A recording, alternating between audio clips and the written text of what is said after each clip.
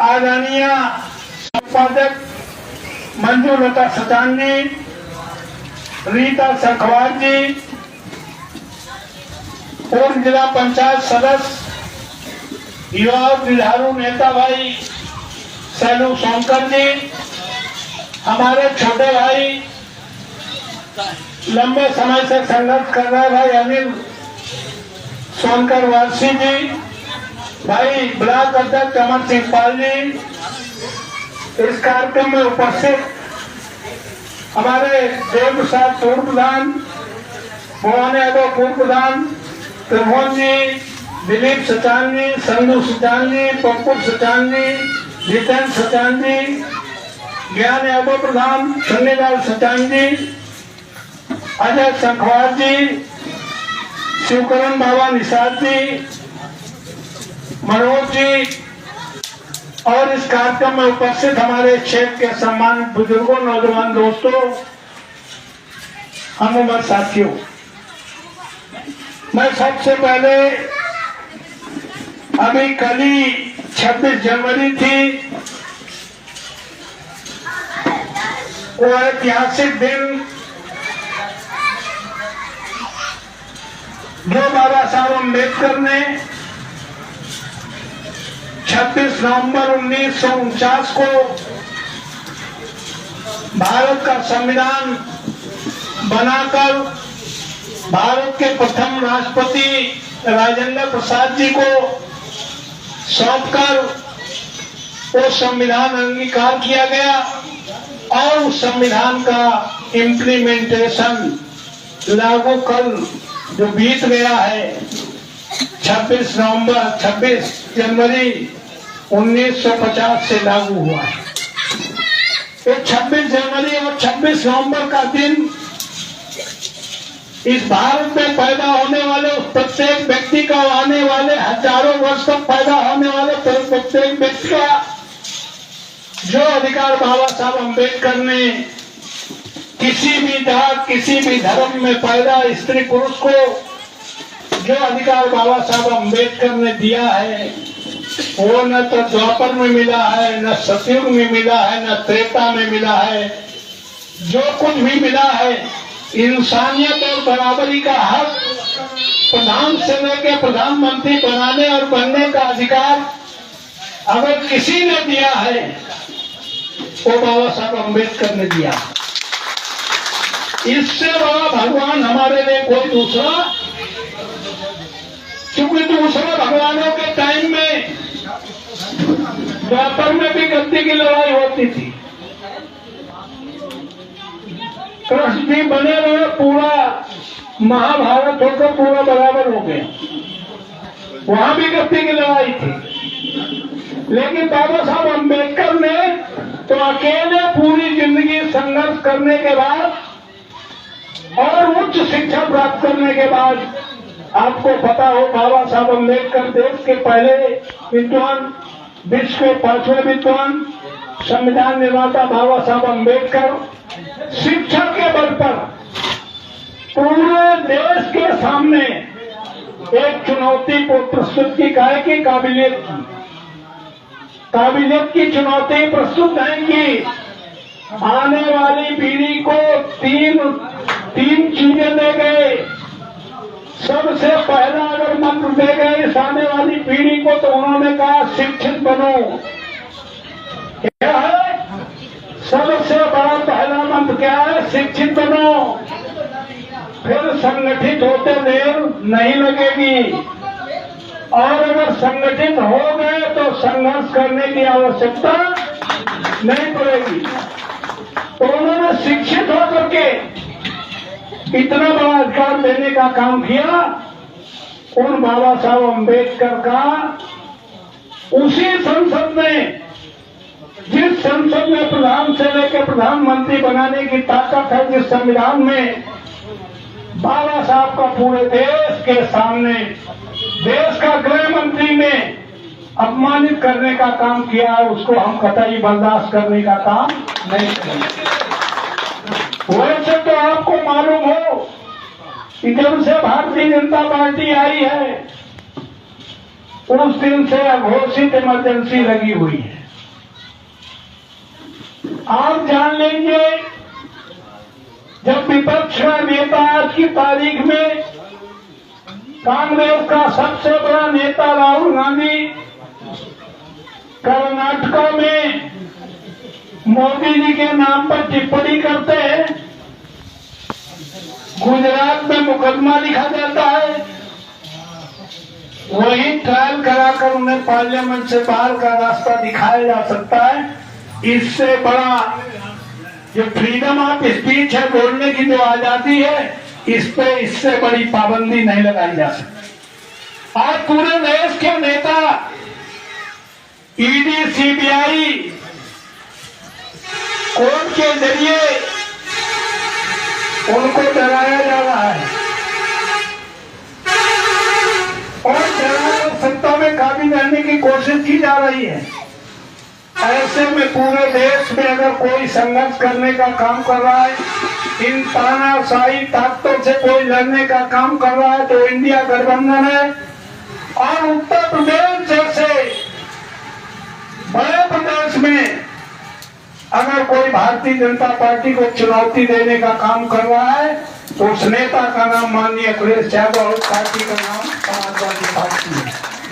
बाकी सारे नेता डरे हुए हैं, अपने अपने को बचा रहे हैं। इस समय पीडीए के बैठकें तो इसलिए लगाई गई है, ये वही जगह है जहां पर हम बहुजन समाज बनाने के लिए दलितों को, पिछड़ों को, अक़लियत के साथियों को, सरदारा वर्ग के लोगों में भाईचारा बना करके हमने उत्तर प्रदेश में 4 बार मुख्यमंत्री देने का काम किया है। आज वही हालात ऐसे हैं कि इस समय बचने की जरूरत नहीं है, न इस समय डरने की जरूरत है। इस समय आपसी मतभेद भुला करके आपस में और इन सांप्रदायिक ताकतों के सामने डटने की जरूरत है। घर से निकलने की आवश्यकता है और संविधान बचाने के लिए बड़ी से बड़ी कुर्बानी देने के लिए संकल्प लेने की आवश्यकता है। तो हमारे नेता ने कहा है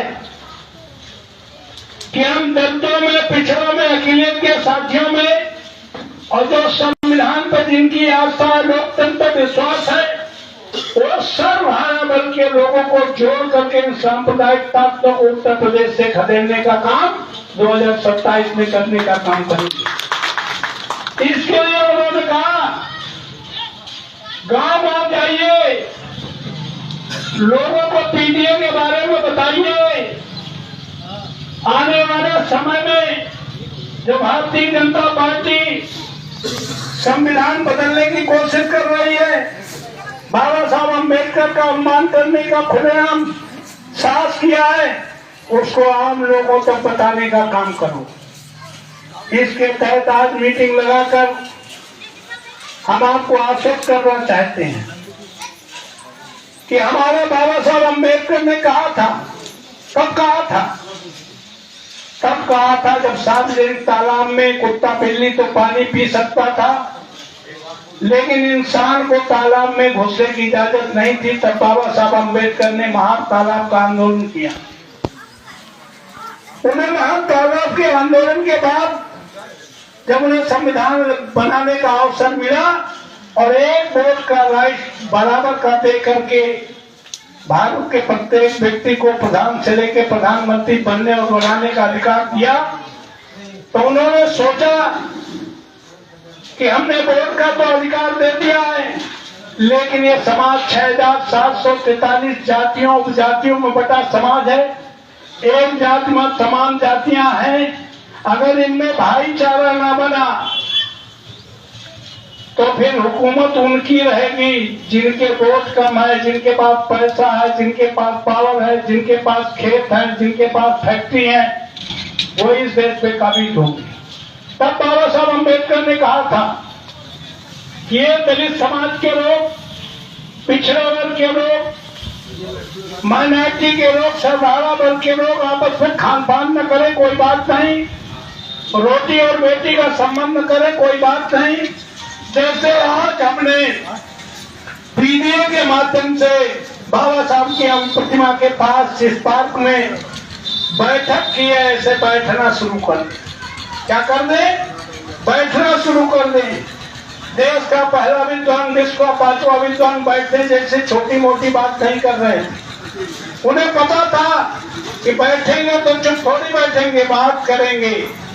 बात जब लंबी चलेगी तो चाय पानी भी करेंगे, बात और देर तक चलेगी तो खाना पानी भी करेंगे, और बैठ के अगर लगातार चलती रहे तो रोटी और बेटी के संबंध भी हो जाएंगे। चूंकि बाबा साहब को पता था, हमें भी पता है।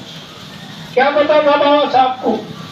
कि ये जाति जैसी कोई चीज है नहीं, लेकिन जाति है कि जाति ही नहीं। जात जैसी कोई चीज है नहीं। इंसान में कोई जाति नहीं है।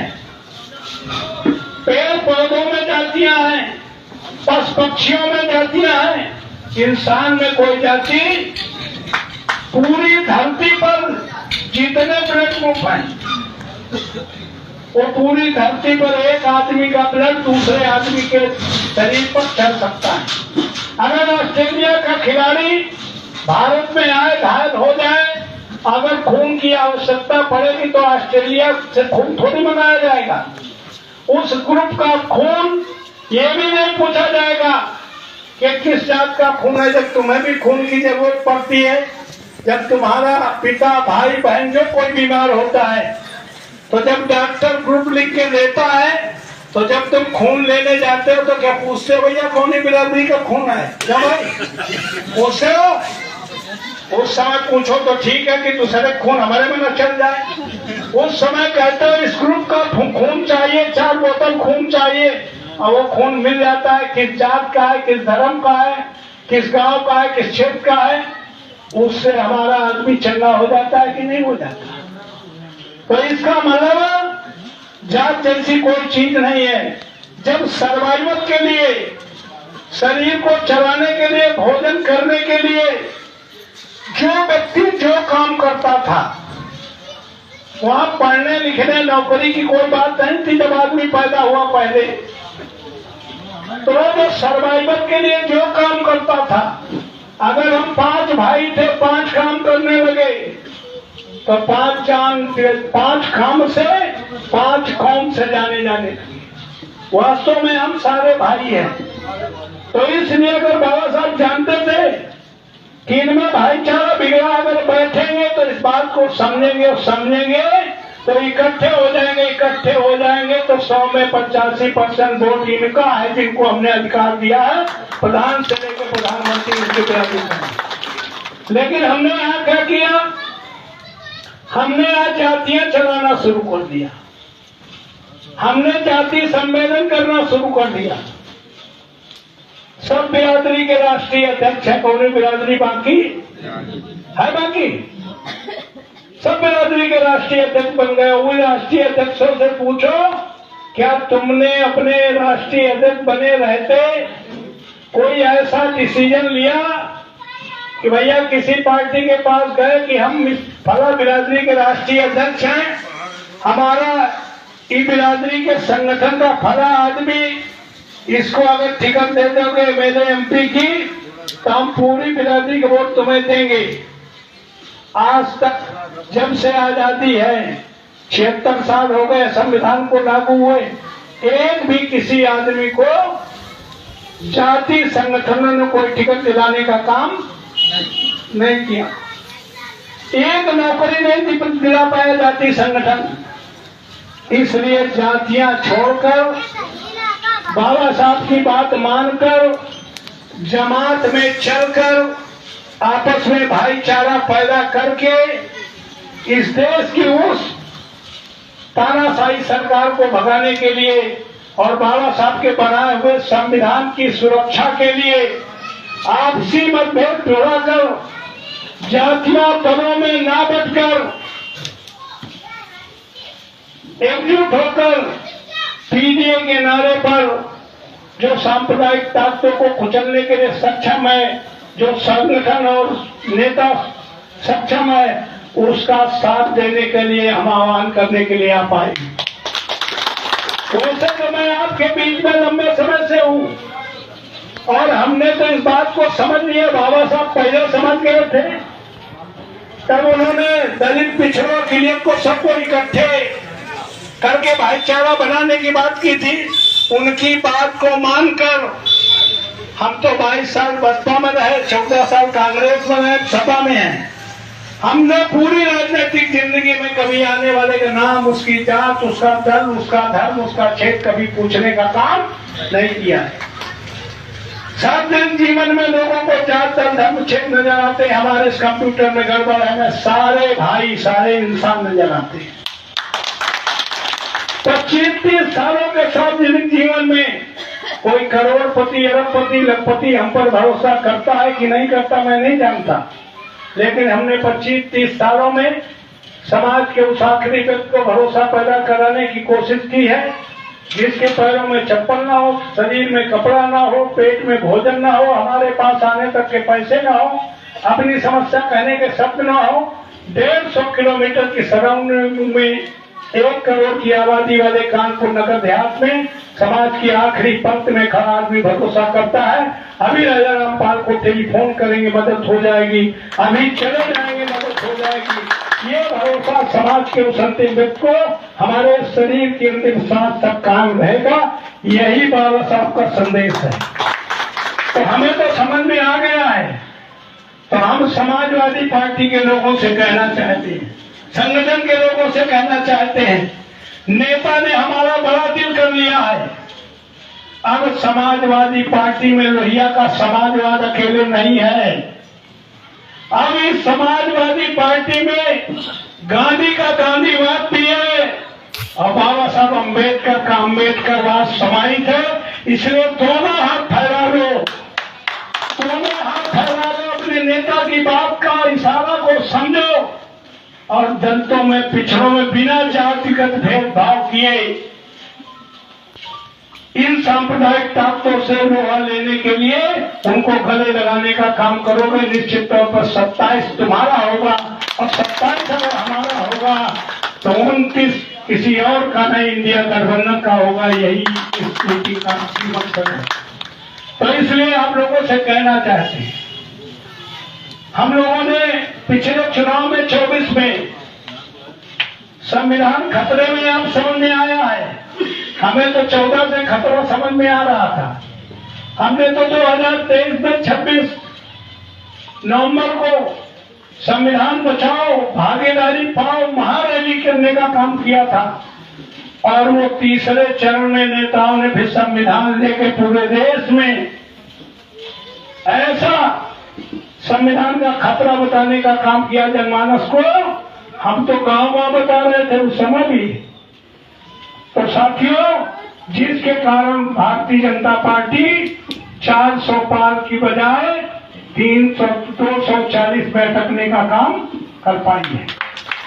तो इसलिए साथियों, आप लोगों से कहना चाहते हैं, जो साथी हमारे 24 में हम चुनाव हार गए, जो लोग आपके साथ आना चाहते हैं, जो लोग संविधान की वजह से बाबा साहब के अम्बेडकर के बताए हुए रास्ते पर चलकर समाजवादी पार्टी इंडिया गठबंधन के बैनर तले तुम्हारी साइकिल में सवार होने का काम किया है, हम समाजवादी पार्टी के प्रत्येक कार्यकर्ता से निवेदन कर रहे हैं, उन लोगों से बिना शिकायत के जो नहीं आए हैं साइकिल में उनको लाने की कोशिश करो। जो आ गए हैं साइकिल के अगल बगल 2 कार्यकर्ता इसी मजबूती से खड़े रहें कि जो एक बार 24 में साइकिल में चढ़ गया है, चाहे संविधान की वजह से चाहे परिस्थितियों की वजह से, उसको साइकिल से उतरने न देंगे तो निश्चित तौर पर सत्ता ही हमारा होगा। इसलिए कोशिश करिए, यही काम बचा 27 तक। गाँव जाइए, गली गली जाइए और नेता का संदेश देने का काम करिए।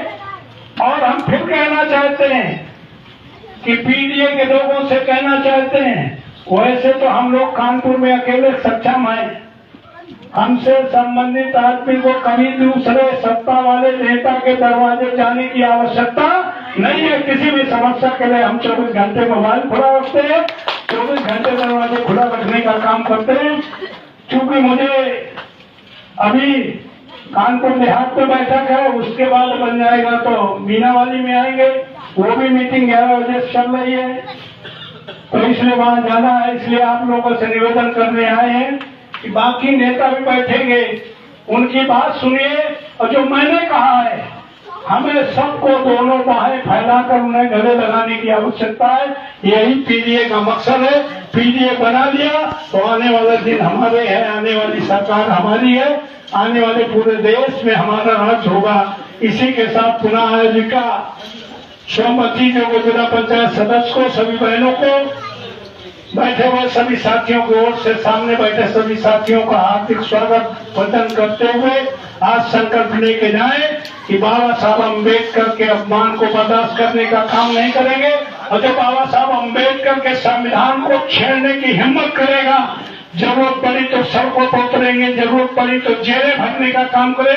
इससे बड़ी कोई कुर्बानी करने के पीछे हटने का काम नहीं करेंगे। बहुत बहुत धन्यवाद। जय भीम, जय भारत।